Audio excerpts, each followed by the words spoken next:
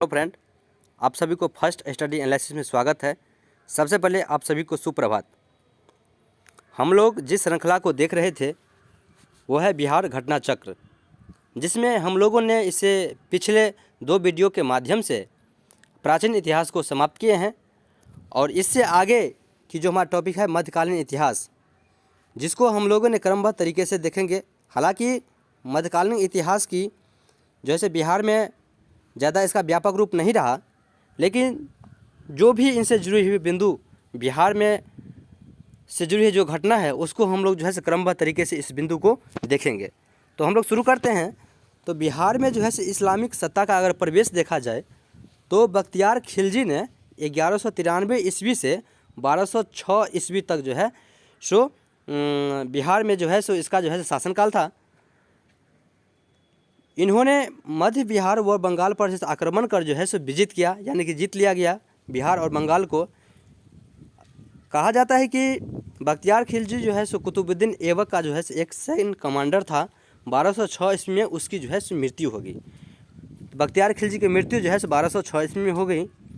इसके बाद 1225 ईस्वी में इल्तुतमिश ने बिहार पर आक्रमण किया और इल्तुतमिश ने मलिक जानी को बिहार में जो है अपना पहला सूबेदार जो है नियुक्त किया था।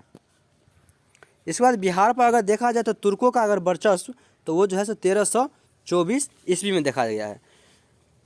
तो बिहार में तुर्कों का वर्चस्व जो है 1300 ईस्वी में गयासुद्दीन तुगलक के आक्रमण के बाद जो है कायम हुआ था तुर्कों का वर्चस्व बिहार में एक तिरहुत क्षेत्र है। तो तिरहुत क्षेत्र का विलय जो है मोहम्मद बिन तुगलक के काल में किया गया। इसका नाम जो है तुगलकपुर रख दिया गया।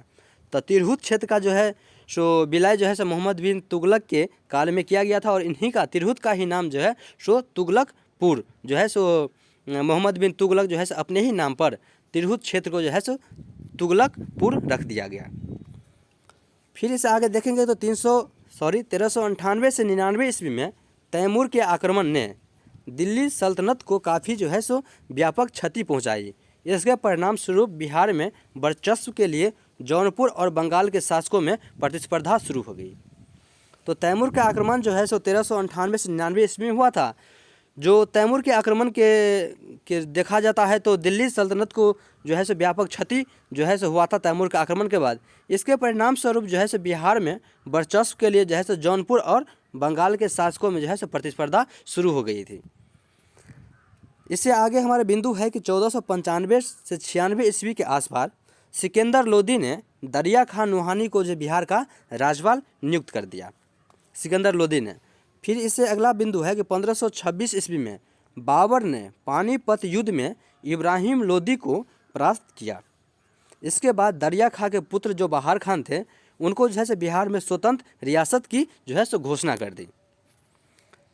इसके बाद हम लोग जो है शेर शाह के बारे में देखेंगे। तो शेर शाह जो है बहुत ही एक जो है व्यापक रूप में जो है बिहार में क्षेत्र उनका जो है भ्रमण था और कई ऐसे जो है उपाधियाँ उन्होंने धारण की।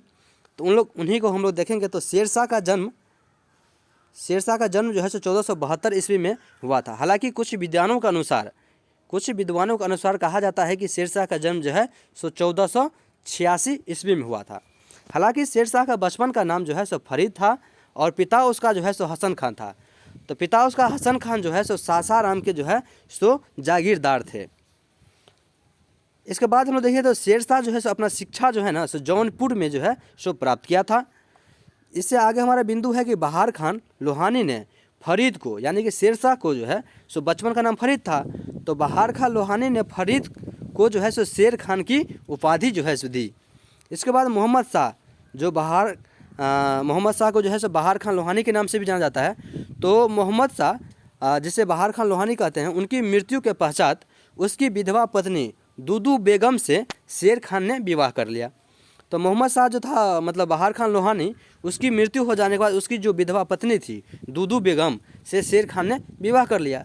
इसके बाद हुआ कि 1529 में मोहम्मद लोदी के तरफ से जो है घाघरा युद्ध में शेर शाह सूरी ने भाग लिया।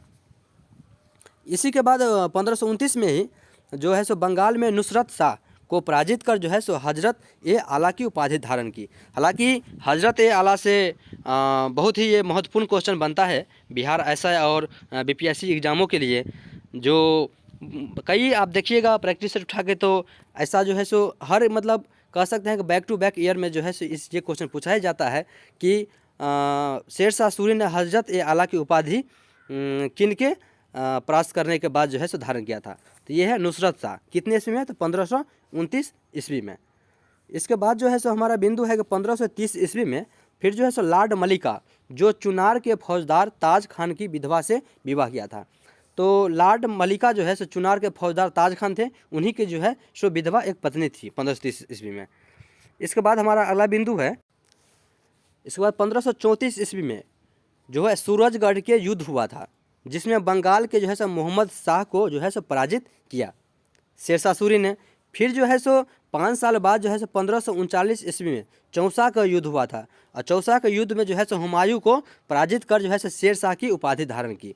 तो फरीद जो है सो बचपन का नाम था शेरशाह सूरी का, वो जो है सो 1539 ईस्वी में चौसा के युद्ध में जो है सो हुमायूं को पराजित किया, और वो जो है सो वहीं पे जो है सो शेरशाह की उपाधि धारण की। इसके बाद हमारा है 1540 ईस्वी में कनौज, जो बिलग्राम क्षेत्र में पड़ता है, तो इनको जो है सो 1540 बिलग्राम के युद्ध के भी नाम से जानते हैं और कनौज के भी। तो 1540 में कनौज और बिलग्राम के युद्ध में हुमायूं को जो है सो परास्त कर द्वितीय अफगान साम्राज्य और सूरवंश की स्थापना की। फरीद जो है सो बिलग्राम 1540 युद्ध के बाद जो है सो हुमायूं को परास्त करने के बाद द्वितीय अफगान साम्राज्य और जो है सो सूरवंश की जो है सो स्थापना उन्होंने की। इसके बाद हमारा है 1543 ईस्वी में रायसीन विजय कर वहाँ के शासक पूरनमल को जो है विश्वासघात से जो है मार डाला और भीषण कत्लेआम जो है करवाया, जो शेरशाह पर जो है एक कलंक है। तो ये भी क्वेश्चन जो है बहुत ही बिहार के अगर देखा जाए स्टैंडर्ड एग्ज़ाम जैसे बिहार एसआई और बीपीएससी, इस सब में जो है इस तरह का क्वेश्चन पूछा जाता है कि शेरशाह पर जो है एक कलंक लगा था, जो कह सकते हैं किनकी मृत्यु के क्रम में जो है इन्हें जो है सो शेरशाह पर जो है एक कलंक के रूप में देखा जाता है।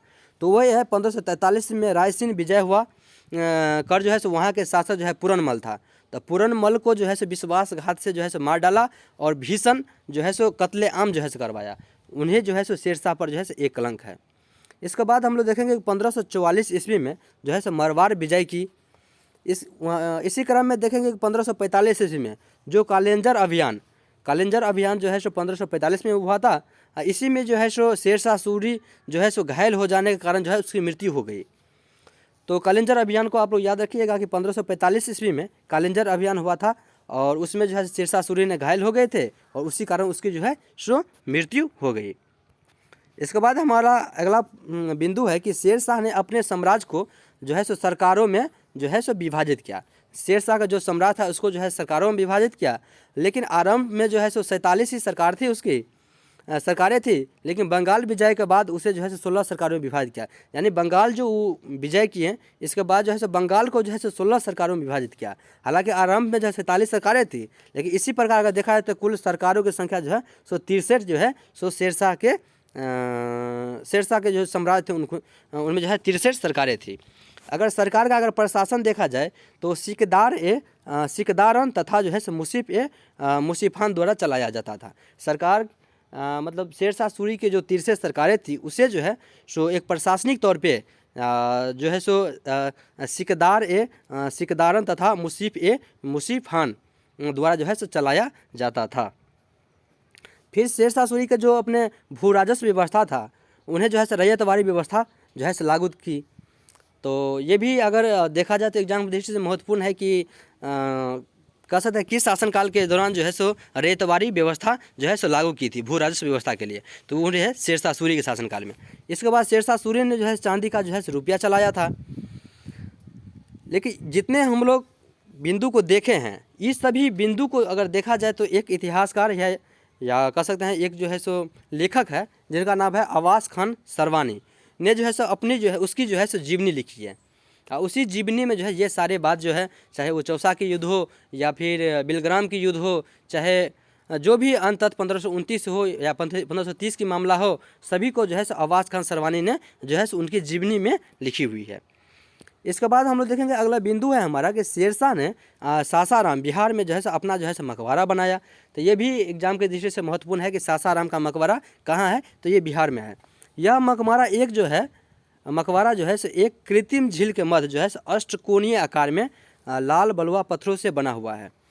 तो शेरशाह का मकबरा जो है सो सासाराम में है। ये मकबरा जो है सो कृत्रिम झील के मध्य जो है सो अष्टकोणीय आकार में, यानी कि 8 गो कोण जो है इस मकबरा के हैं, और ये जो है सो लाल बलुआ पत्थरों से जो है सो बना हुआ है।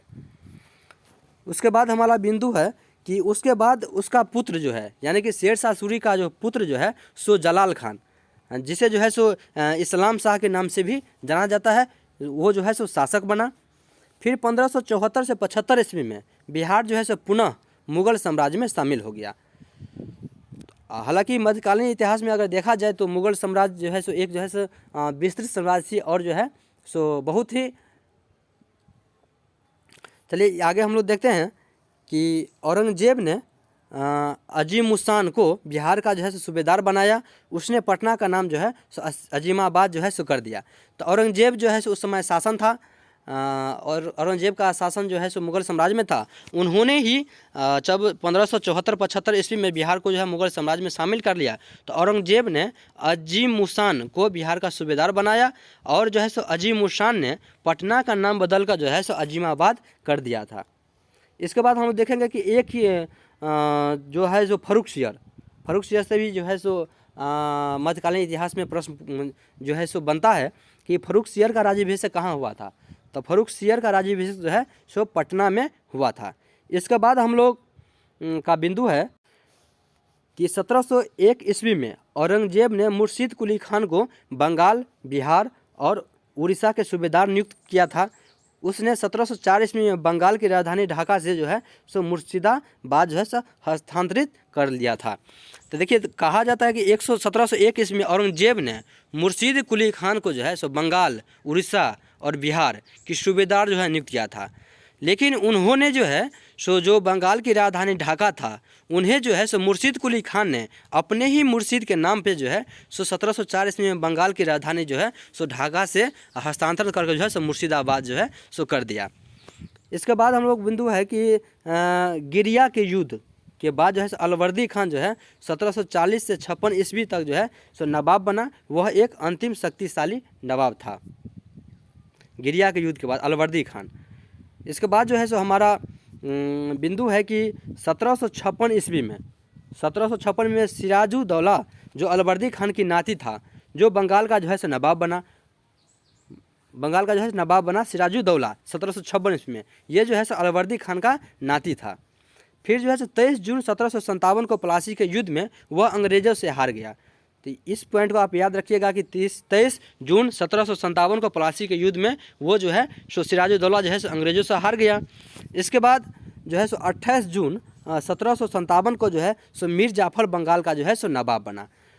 28 जून 1757 को मीर जाफ़र जो है सो बंगाल का नवाब बना।